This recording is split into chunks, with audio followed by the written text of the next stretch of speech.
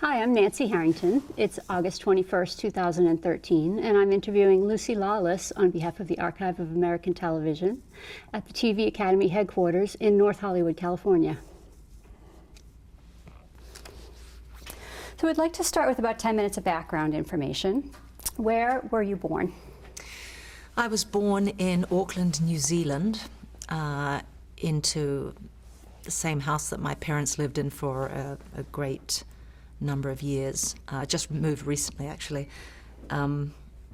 The first girl after 4 boys in an Irish Catholic family.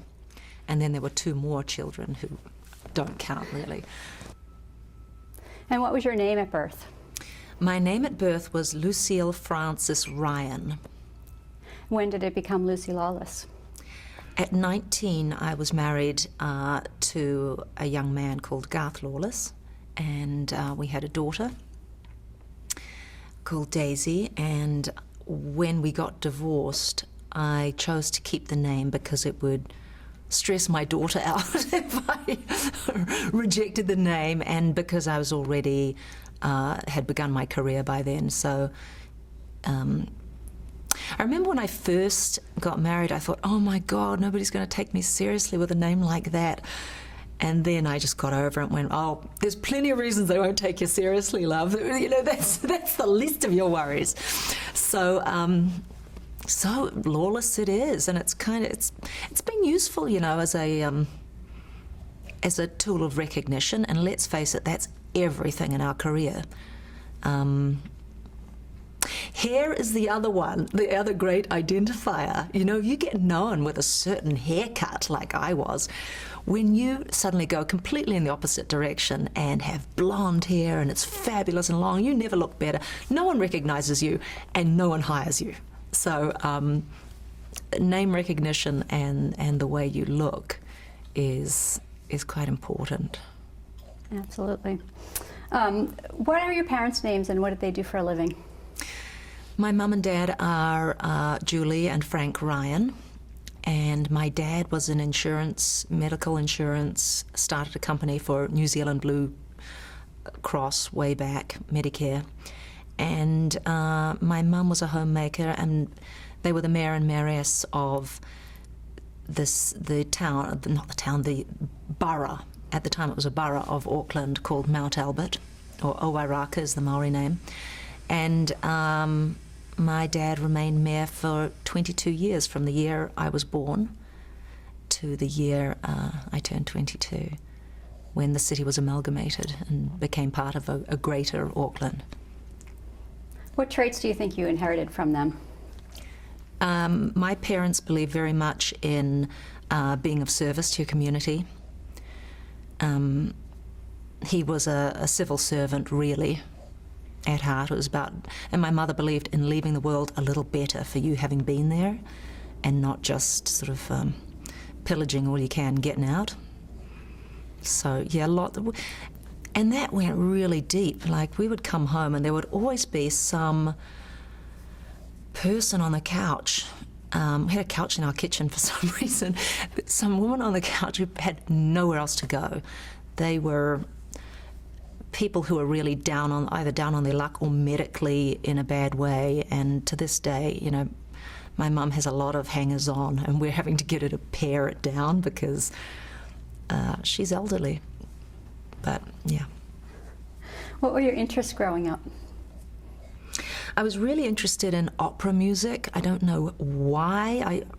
My favorite all-time video was Opera for Africa, and they would have Jose Carreras and Montserrat Caballé and you know, all these incredible people, and it was the most, I think romance is what, the romance of it in this beautiful lit Italian amphitheatre and the incredible music made my heart sing somehow, and that, I think maybe that's what I was pursuing, because that's what I find in musicals, is the pure romance of it, that you are singing under.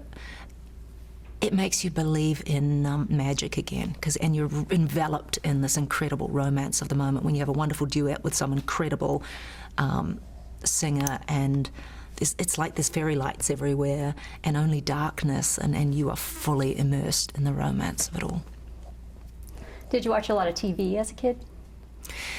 Yes, my earliest memory, in fact, television's the reason I got in the business. I remember watching and my older brother saying, "You make a lot of money in television, that, person doing the voiceovers and everything." And I went, "That's a job? Wow, I could do that. That sounds kind of cool."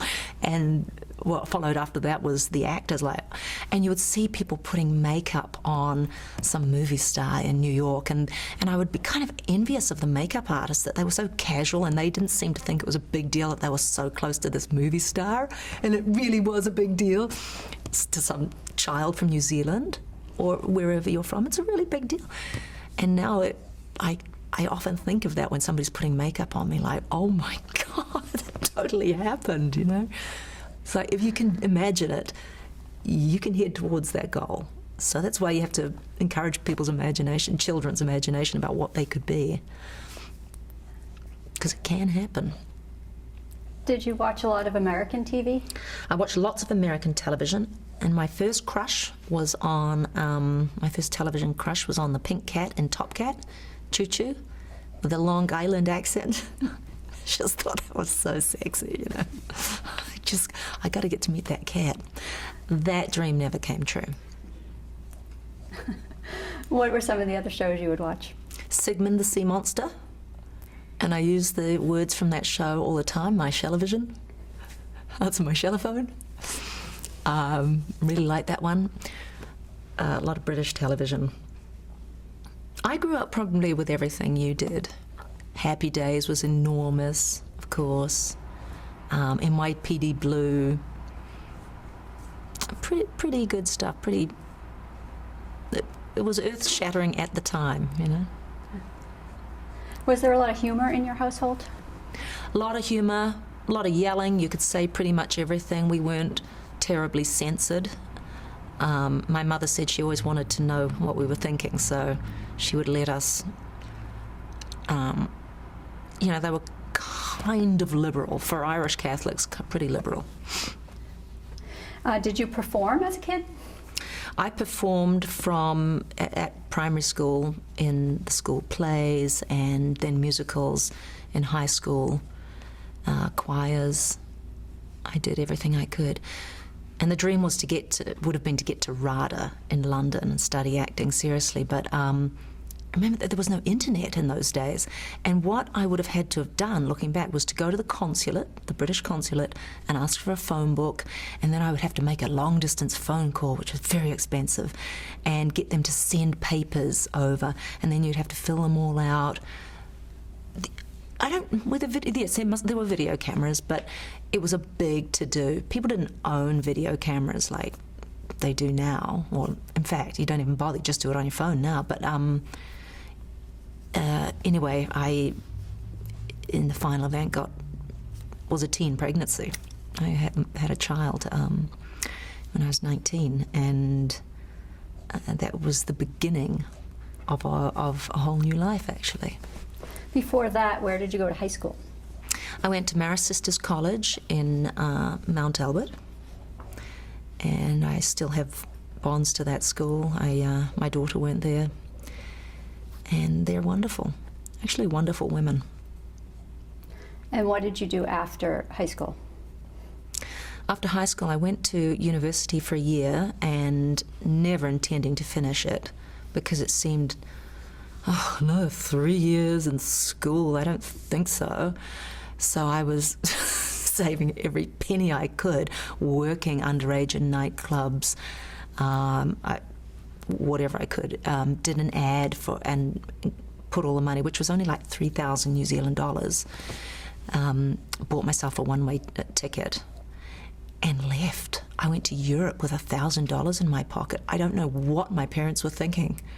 I think they thought I'd get away from that older boyfriend, but he followed me. I don't know. How did you let me go? I was 18, completely daft. Oh, well. And then you came back because you had your daughter. Came back to New Zealand. Yes. I came home married and pregnant. Not in that order. And I think a lot of people thought that was the end of my life. My dad couldn't even speak to us. He was so desperately upset. And but once we came home, and we're married, he was fine after that, but it was a very stressful time. And what was the point of anyway, yeah, people thought my life was over, but I didn't think it was over. So the minute I popped out this baby, remember being very young, didn't seem that hard. And then I went and started writing all this material, and I went and produced a video 2 weeks after I gave birth. And I was extremely shapely because I was 40 pounds overweight, and I was wearing this leotard with like pantyhose where you could see the reinforcing halfway down the thigh, and these basketball boots, and I'm tap dancing across the screen, just ridiculous stuff. But on the strength of that, I got cast in some ads, and that's how I made my money in voiceovers, and eventually it became a television career in New Zealand. So what kind of ads were you doing at the time? Do you remember any of the products? I did one for orthoxicol, and I was wearing shoes with springs on them that I'd stolen from my sister. I didn't tell her I was taking. I always would take her props, And I went to this audition. I was wearing her flowery dress, so it's just bonkers kind of action. And I was selling orthoxicol and jumping up and down with these silly shoes, and it was just funny.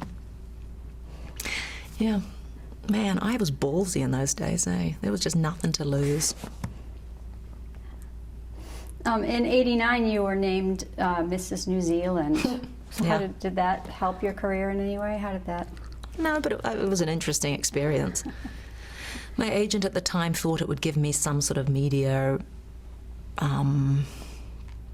exposure or an experience with the media, that is, and it did. It also made me quite cynical about those events. In what And it way? was, remember, it was a Mrs. It wasn't like a Miss that had all that kind of cachet. And but in what way?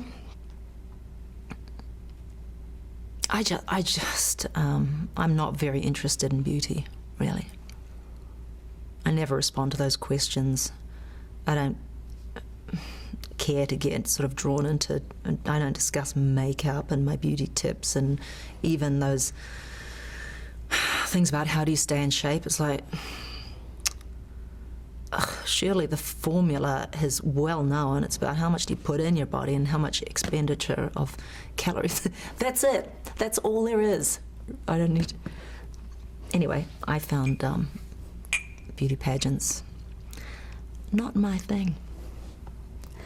In about 1988, you were cast on the sketch comedy Funny Business. So describe that show and tell us how you got involved with it. In 1988. I think it was 88. Well, that was the same year my daughter was born, so I'm quite surprised. She must.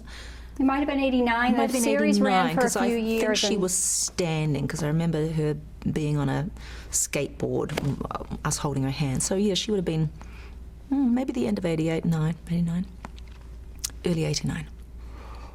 I'm sorry, what was the question? Describe the show for us and tell us how you got involved with it. It was a sketch comedy, and two of the actresses left and were replaced by me and Madeline. Oh gosh, I can't remember her name at the moment. Lovely woman. And we were just two very young people who were gung-ho to do what we were told, whereas the other actresses were older and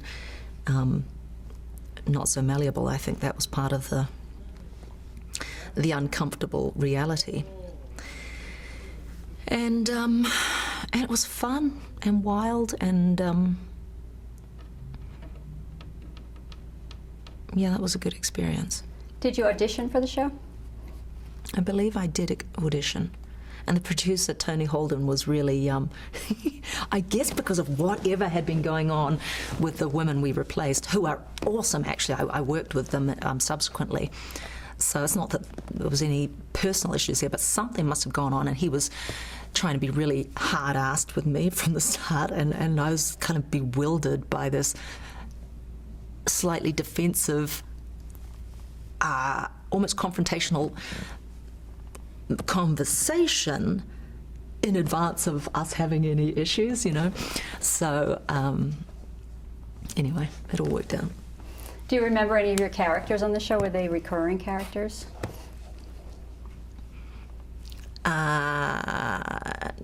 Were there any recurring?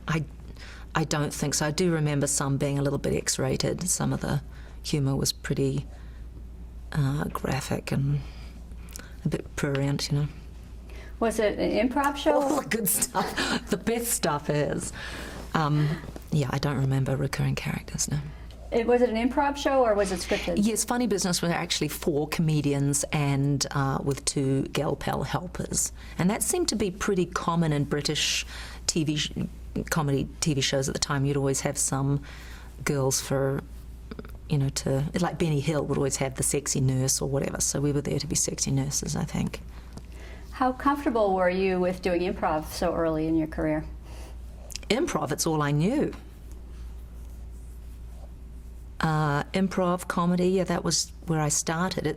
It was harder going back to it after doing years of dealing with demon babies and things, you know. Like American comedy is a whole other ball of wax. So I really, we'll talk about that later, I'm sure, but I had to go back and learn the mechanics of American comedy because I just wasn't getting it. Talk about it a little bit now. What's the difference? Okay, so I've been shooting Spartacus, and it's all, you know, I'm going to cut the womb out of my best friend's tummy, the baby out of the womb, and then jump off the cliff with it, go to my husband, and try to act really naturalistic about all of this, like it could happen, because it could. And then I do Top of the Lake with Jane Campion, and that's super naturalistic again, very downplayed. And then I come back to Parks and Rec, and I really wasn't getting it. People wanted me to do comedy, but I didn't really know how to deliver the material, so I'd just shy away from it. And I went to see this amazing acting coach called Kate Stewart. And I still see her, actually. And she was like, no, the ping pong ball has to sit on this column of air, and nothing ever gets serious. Doesn't matter if you're talking about concentration camps. It never happens in America, but it probably happens some other places. But you never truly let the weight of things happen. You don't let it mushroom. No, you just got to keep it all up, and then the next thought, this is the concentration camp heaviness is gone. It's irrelevant. Move on. So it was just about not making anything serious at all, no matter what the stakes were, whatever you're talking about, kind of doesn't matter. And I didn't know how to do that because I'd been in heavy stakes land for so long. Is the comedy in New Zealand different from the comedy in America? Do you approach it differently? I don't really work in New Zealand, so I was struggling to think for a moment there, but probably isn't, actually. It probably isn't. Yeah, you just gotta, with comedy, you don't let things really land. You don't give everything its proper weight. In fact, that's what's funny about it, is that you have this, it's the counterpoint of this really serious things, but nobody cares terribly, and that strikes us as being amusing as an audience. I don't know why. You said that you mostly didn't do New Zealand television. You after Funny Business, you did a series of shows, but were they primarily shows that were aired other places? No, I did American co-productions down there, or French co-productions, and I did initially do some New Zealand drama, but I was so young and I didn't know anything. I don't think I was very good.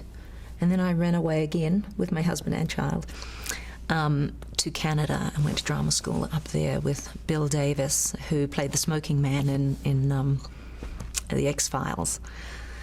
So, and that was a great little school. What do you think you learned there that you brought into your career?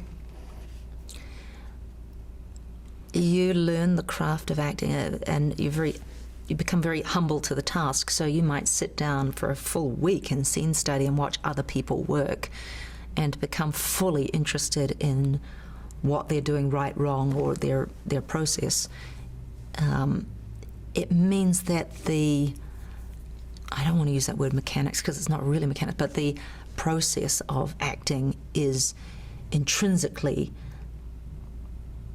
or that you become interested in that and not about you being a star and how are people perceiving me. You're supposed to care about something else and lose your self-awareness a little.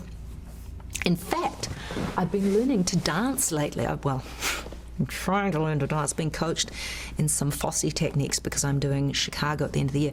And I realized all these dancers are in front of a mirror all day, and I would be in front of a mirror all day but never look at myself. And I realized that's the difference between dancers and acting. They're actually diametrically opposed, because one is very important, that presentation and shapes are important. And in acting, you're not allowed to look at yourself. You're not allowed to think about what your face is doing, because then you're self-aware. But when you are producing physical beauty, it takes a lot of external focus, a lot of focus on the externals, and it's necessary. So, anyway, I've been getting looks at different aspects of performance. That's great. Early on in your career, what types of roles were you getting? Was there a sort of through line to them? Were you typecast at all?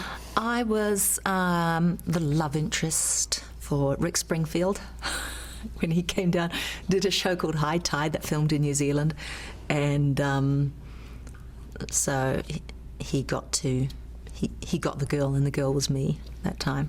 I don't play that role so much anymore. What was the state of New Zealand television at that time, and has it changed a lot since then? No, it's probably about the same. It's a very New Zealand's such a small country with such a small tax base, and the film fund, which commissions things, is so impecunious that not a great. I mean, it's amazing that they make as much as they do with so little money. But actually, my husband, Rob Tappert, bought a lot of that other production to New Zealand. That's really what I was involved in with him. So Hercules in a minimal way, and then Xena for a long time, and then we went back and did Spartacus. So there is New Zealand television, and then there is Rob's outfit, which is a significant part of propping up that industry, which is gone now, actually, because the government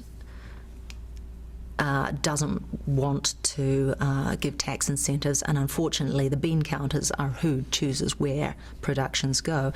And in a way that's good for America, because productions will stay in country. So, and I know everybody needs jobs here too, so they're going to Michigan, they're going to, I don't know if New Mexico's still on the books, New Orleans, obviously, North Carolina,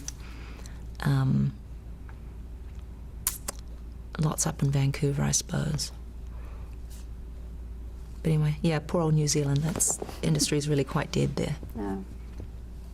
One of your early shows in 1992, you did an episode of the Ray Bradbury Theater. Oh, that's right. Tell us, do you remember how you got cast in that? I suppose I auditioned. Yeah. And that was with Jean Stapleton, God bless her. Tell us about working with her. Well, she was just a wonderful old lady. I can't do her voice, but real New Yorker. She seemed to me anyway. I assume she's from New York, but very nice, not overly interested in me, and why should she be? She's an older woman, and so I didn't, it wasn't like she was motherly, but she was very pleasant, very collegial. Yeah. Do you remember the part you played? I think, oh, that's right, that my husband didn't like my mother, who lived upstairs and was wretched to him. She was kind of like throwing Mama from the train, Owen! So I had that kind of a mother.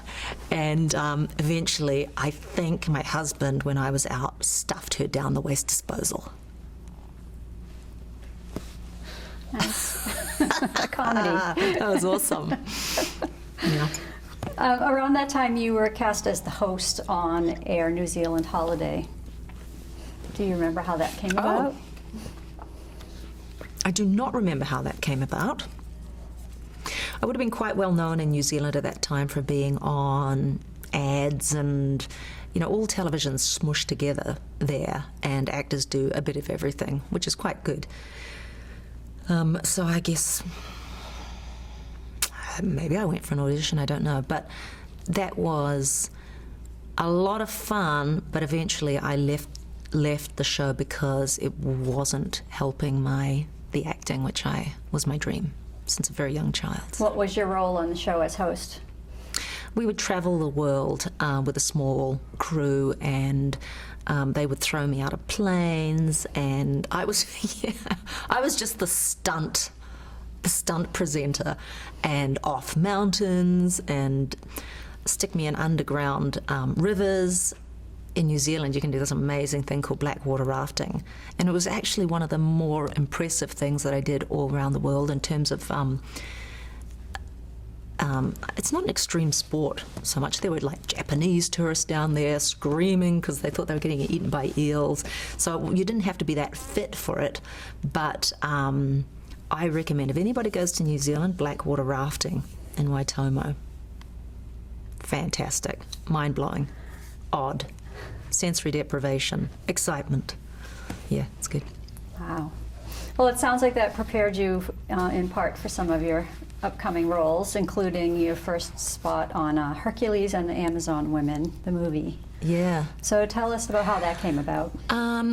They were talking about me playing the Amazon Queen, but eventually Roma Downey got that role, which made sense. I was and I was her lieutenant, so I think that was quite good casting, really. And I got to rape Anthony Quinn, which is one of the highlights of my career. And then the next week, his marriage broke up. That's a motif in my career, by the way. If you kiss me, your marriage will break up. Really? That's happened more than once. Don't tell him I think I'm like Typhoid Mary for marriage. Yeah. I didn't even enjoy the kissing them. It's just part of the job. Did you audition for the role? Do you remember your audition? I'm sure I auditioned for that, yeah. Everybody would want that gig because it was an American show and that's all we needed to know. It was like, this is going to be fun, and yeah, it's real good. Describe the character you ultimately played. I'm trying to think what her name was. Lycia. Anyway, her. She was just the tough girl, hot-haired, who wanted to like cut Hercules' balls off, probably, and he got saved by the Amazon Queen for some purpose, and then I think they fell in love, and we were organising raids, us Amazons that is, were organising raids on the nearby men's village because that's how we got our sperm donors, donations, and then we had babies, and then we'd leave the boys back at the village and raise the girls. So I got Anthony Quinn, and that was amazing.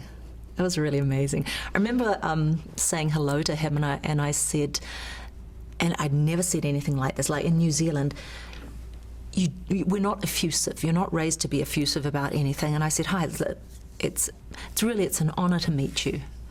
I mean, there I'm saying, just the word honour was like effusive in New Zealand, okay.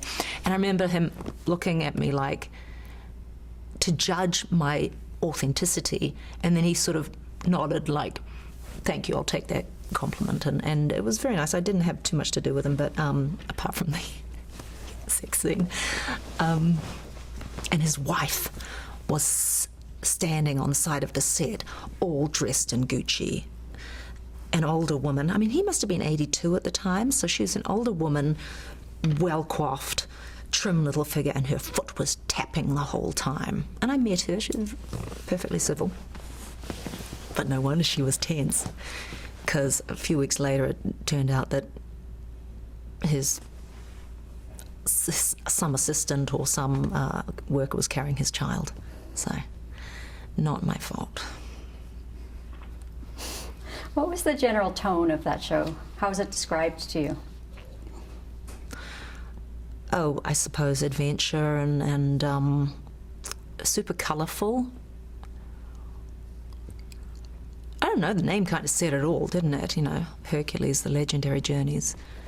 And Kevin was such a great star, you could tell already. He was known in New Zealand because he had done a Jim Beam commercial, which curiously, I didn't think it was a real American accent. I was wrong. It was real, and it was Kevin Sorbo. So he was while kind you of were famous. while you're making the movie, was there talk already of it going into a series? Do you know? What? When you're making the movie, the Hercules movie, was there talk of it becoming that's a a series? good question. I don't know. I was such a small bit player. I wouldn't have heard any of that kind of chatter, actually. But certainly by the end of the 4 movies they made, I think it was generally known. And so tell us, then it went to series, Hercules, The Legendary Journeys, and what character did you first play on the series? I think Lycia was the first part, or Lycia, whatever. I'll take your word for it. Then I played Lila, and she was she was this girl who was having it off with a centaur. I think I gave. Did I give birth to a centaur baby? I can't remember. I believe you did. I did. Happens. Yeah, I had a centaur baby, and I don't think my father was very pleased about it. So I drew on real life for that. Though my father was actually totally fine about my real life baby, but if I had a centaur, there would be questions. So I played Lila, and I had to get in a spa pool with Michael Hurst, who played Lawless, because she's trying to woo him or bamboozle him somehow. I can't remember what that was about. But I remember being super nervous because I had to appear like I wasn't dressed, or I was wearing, I can't remember how we did that, but you can see the terror in my eyes as I'm lowering myself, trying to act all sexy and confident. And you see me just going, oh, Christ. And a lot of the guys on that crew were the crew on Xena when that eventually came to be, and a lot of them went on to be on Spartacus. So when I really was quite naked years later, it was like, oh my God, it was like being naked in front of your brothers. It was so horrible. And then my actual brothers have seen the show. That's just not right, is it? I don't think they were comfortable with that either. But They probably Hazard. watched like that. my own daughter worked on Spartacus. She would do all the blood effects and things, and sometimes they'd say, okay, Daisy, there's a bit coming up, just turn away for 20 minutes. We're going to, we're going to stick pasties on your mum or something, I don't know. Later on, episodes later on Hercules, you were cast as Xena. So how did that come about? Yes. Xena initially was a warrior princess, a foil for Hercules in a 3-episode arc. And it was due to shoot in January of 2000, whatever year that was. 2004, maybe? It was probably 95. I mean, 95, 2004. What am I saying? Okay. And they scouted around a lot of actresses in Los Angeles, but because it was pilot season, they were like, we're not leaving LA during pilot season. And then they cast Vanessa Angel in the role, and for some reason she'd been doing some training for it, and she pulled out at the last moment. So it was New Year's Eve. I was off camping with my husband and child down the bottom of New Zealand, like in the boondocks, man. And we had read the horoscopes for the must have been like the first, second, and third. So they lumped everything together and gave you 3 days, big horoscopes about your year and everything. And it said fame and fortune await, all that kind of stuff. And we were like, oh, what nonsense. Oh my goodness, I kept those. I kept them somewhere because I got this call. Went to my in-laws' place in this little town in southern New Zealand, and my brother happened to be stopping by my parents' house way up the other end of the country to pick up his mail, and was there at the time that the casting agent rang on the phone and said, "Where's Lucy? We're trying to find her. Where's she living?" And he was like, "Oh, I don't know, she's off camping somewhere." And he rang someone who found out where my in-laws lived, and finally we got this call. It must have been the 2nd or 3rd of January, and within a couple of days I was up in Auckland getting my hair dyed and freaking out. By the way, it was the biggest deal ever for me. At first they thought that they'd dye my hair and would go blonde, and I thought at the time Gabriella Sabatini was the big noise in tennis. And I was like, what about like her, like those balls in Madrid, like, you know, she's big and bronzed and dark-haired. And fortunately they went that way, because my hair would have fallen out if we tried to keep it blonde. And that was to distinguish you from the character you had already played on the show? Oh, that's right, yeah, they were worried. They were like, oh, you can't use her. You just used her as Lila in the Centaur episode. Here's a list of 5 other actresses, and they all turned it down.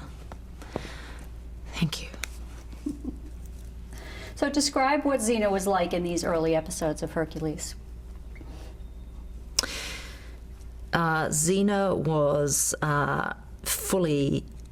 she was a bad guy, and didn't seem to know that she wasn't a guy, and she was worse than any of the creeps that worked for her. So they were she was a warlord. And I think the love of a good man, namely Hercules, made her see the light. And then she didn't want to kill people anymore, mate. I've had a change of heart. I think I'm going to love people instead. But she'd done such terrible things in her past that she knew she was actually irredeemable, and that was her quest. You know, you have to have a through line when you have a hero show.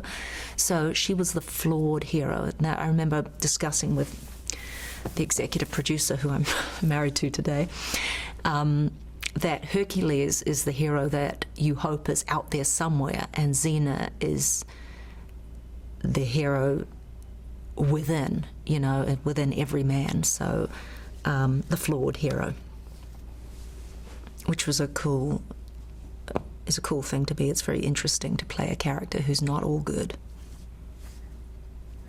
Do you know where the name Xena came from?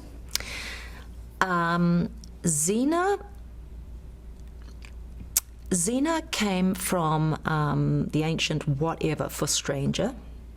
That's what it means.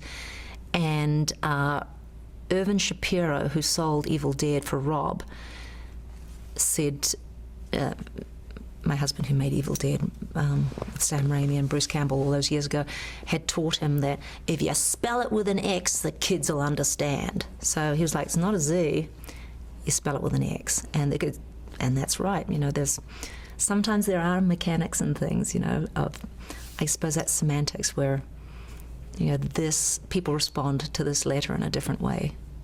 This symbol is iconic in our brains somehow. So that's how Xena came about. And the call was, I remember Rob saying, you know, we need a call for you, like Tarzan has this call. And we were watching television, and all these Iranian women were going bonkers over a funeral, and they had that ululation, and I was like, can't do that. My tongue won't go side to side like that. So I just kind of bastardized it and made my own, and that's how that came to be. Talk a little bit about working with Kevin Sorbo. Kevin is, well, for starters, incredibly physically beautiful. Like, what a specimen. What a specimen. And a very generous energy on screen and to work with. So it was really nice, actually. He was good. And he likes the ladies, so. He likes to go, has good relationships with men too, but he likes the ladies. Did you have any idea when you were making the series how popular it was going to be? Hercules? Yeah. Yeah, we just assumed it would be because we were kids from the bottom of the world, and we just thought this is naturally what happens to all American shows. They just become monster hits. That's why everybody wants to work on them, and be part of something fabulous. And it looked great. It looked huge, and so much value on screen. So, and it was humorous.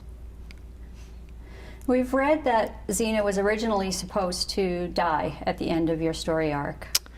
And that's usually at the end of all my arcs. Have you noticed? I have noticed that. They don't save me like they did on Xena. But this time they didn't. This time they decided not to kill you off. Do you know why and when that happened? Yes, because Sid Sheinberg sat in a Universal meeting at the time, and when they were discussing what shows would go forward, and he picked up an 8x10 of Xena in the smoky background, which had clearly just lain waste to everything, and he went, I like her. Put it on the table, and magically, they greenlit a series. Wow. So was there concern over having a character with a dark past being this lead character? Was there concern? That's a good question. I think maybe at some executive level, but I know that Rob and the writer, R.J. Stewart, had no such qualms. It's like, this is the next step. And Rob's the sort of guy, when he gets a certain look in his eye about a show idea, it's like, get on board, everyone, because he's gonna find out where the boundaries are in television and society generally today and start bouncing on them and completely cross over the line in other ways. And you're going to make groundbreaking television. That's what he does. Did you personally have any trepidation? Were you ready to carry a show? I was not ready to carry a show, and I remember the night before I first went into it, I was still married to Garth at the time, and I was a wreck. And I was freaking out that I had to go and do my first scene the next day. And the best thing, even though our marriage was already not in a good way, the best thing he ever did with me was to say, Lucy, just shut up. You're something like, you're freaking out and I don't want to hear another thing about it. Go to sleep. And I went, oh, thanks. He took control in that moment, and I'm grateful for that.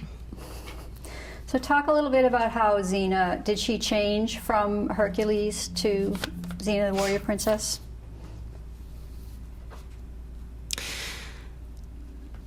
Yes, I think, like I said, I think it was the love of Hercules turned her around a bit, and then her own men turned on her, and she had to, in order to get out, she had to walk the gauntlet and survive a severe beating. And in a way, that was to elicit the audience's sympathy. She had to pay for her road to redemption. And after that, it was meeting Gabrielle in that first episode, and finally having a sidekick, a buddy who would draw out information from a very stoic character, and again give the counterpoint to Xena. I think Gabrielle was the audience. She was every man, and you needed to have that. Otherwise, it's like straight men in comedy. If you don't have the straight man, something's not funny. So without Gabrielle, Xena isn't.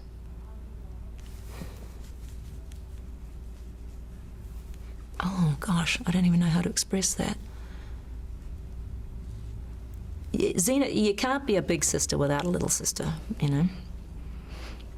And Gabrielle made Xena make sense. Yeah.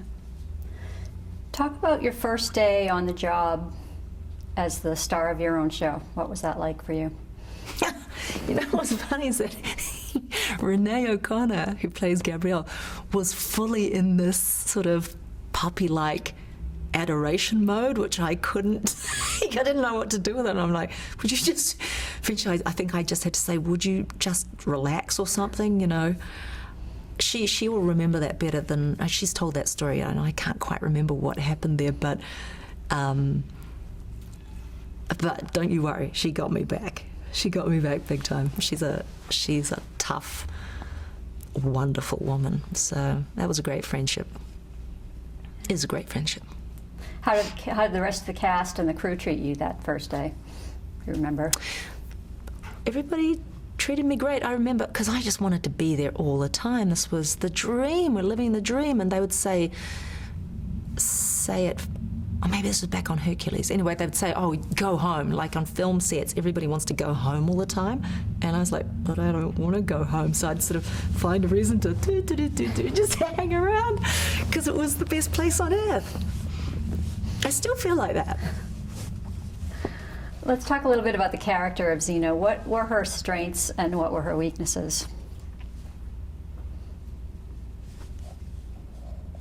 I suppose Xena's strength is that she would stand up to bullies, and her weakness was that she couldn't forgive herself for something she had done in her past, which we only find out in the very last episodes what that was.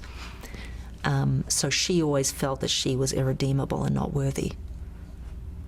And that was nice to always have that weight, that little dark hole kept her in motion. That, I suppose it's like gravity, you know, well, that's the mass inside her, so she was able to keep circling around that. So no matter what she did, she had this dark little mass of humility. So it didn't matter what anybody said or what triumphs over bad guys she performed, she was never going to be okay with herself. What traits do you, Lucy, share with Xena, and in what ways are you different from her? I think I am a person who stands up to bullies.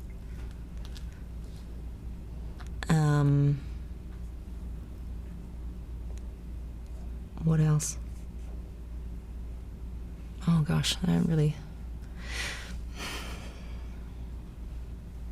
I never think about Xena as a real person, so it's hard for me to separate out my experience of going to work every day with all those people I loved from seeing the character as an isolated being. I don't even know how to answer that, actually. That's okay. Did you have any input on the character? No. Is there anything that you would like to have seen done differently with her? No. Because I'm the sort of actor who, I'm just a pure actor. I don't write. I don't direct. I've been offered multiple opportunities to direct, but I like being in free fall. You know, when you're acting, there's very little control about it. And directing's all about control and editing and thinking ahead and judgment. And in acting, all the judgment is done before in your preparation, and then there is none, you're in free fall. And that's actually how I live. It might be a weakness, I don't know, but that's just how I operate. Let's talk about Xena's wardrobe a little bit. How was it working in that outfit? Was it comfortable? Were there problems with it? At first, there's lots of problems with having a corset that needs to do cartwheels or something, because you got to figure out the boning and the length of things, because if your side ribs are cramped, you're prone to panic attacks because you can't breathe, and then human beings don't like that feeling. No animal likes that feeling of not being able to breathe. So I do remember having to go, oh my God, somebody untie me. But they figured out how to do that. And at first, I do remember being quite embarrassed walking around in quite such a short skirt. And we would wear these big, long underpants underneath. And eventually the producers went, you know what, that looks stupid. Can you just put on regular underpants, please? And they'd put frills and stuff and make them look sort of metallic or, you know. Did it help you get into character, the costume? Characters, you know, when I put on any costume, it makes the character appear. And hair. Like in Spartacus, when they put those corsets on with all that beautiful draping, you walk a certain way, and yeah, the character emerges. Or if they put me in something frumpy, like on Flight of the Conchords, I just become that. You know, she's a little mouse. So I find the collaboration with the costume and makeup people really useful, because they'll help me go somewhere I would never go on my own. Talk about Zena's accent. How did you come up with her voice, and was it important for you to have an American accent? They wanted an American accent, and there was some, that just takes a little bit of practice, because you've got to get your mouth up and over the sounds in a way that you never use in your own life. But the voice, I remember trying. Sometimes I'd be like, okay, she's big, she's strong, I'm going to lower my voice, I'm talking down here, and you can't live, you can't live like that. So I try to remind myself that it's okay to be tough if you're talking up here, because that's where your voice sits. So, but you can't sound like a chipmunk either, I suppose. Talk about a little bit about working with the special effects on Xena. How difficult was that for you to get used to? There was lots of green screen, and things were so different in those days. Even between Xena and Battlestar, the technology was light years ahead. So when we filmed, they would have blowing fire. They wouldn't key it in afterwards. It's like, you're blowing fire. And when they're like, Xena bats away flaming logs, I'm like, oh, how are we going to do that? With flaming logs, that's how we're going to do it. And you're actually going to have to hit flaming logs, but that's New Zealand,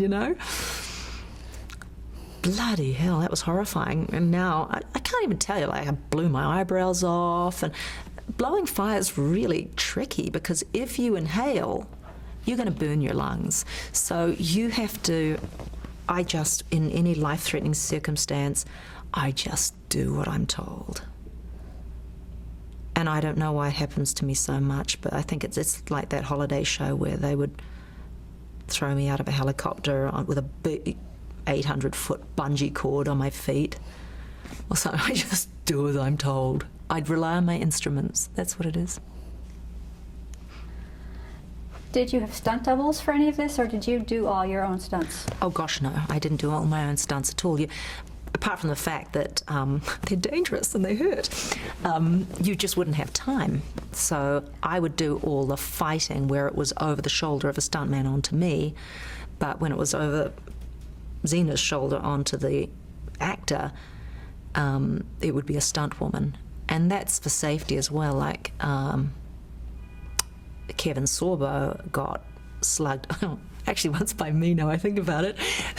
Fighting with actors is really dangerous, and you don't want to waste your star's face on a guest actor who's never fought before and has no depth perception. And so it's stunt people, oh my gosh, they take a pounding. So how did you prepare for the physical aspects of the show? Did you train with someone? I trained a little bit with Douglas Wong in Los Angeles, because I'd never done any kung fu, really no sports at all. And I had thought I was going to do Shakespeare. I thought I was going to go to England and study theatre. And I got thrown into this horrifying life of the action star. And never liked it. My body came to kind of get excited. In the end, I can now recognise, but I never liked it.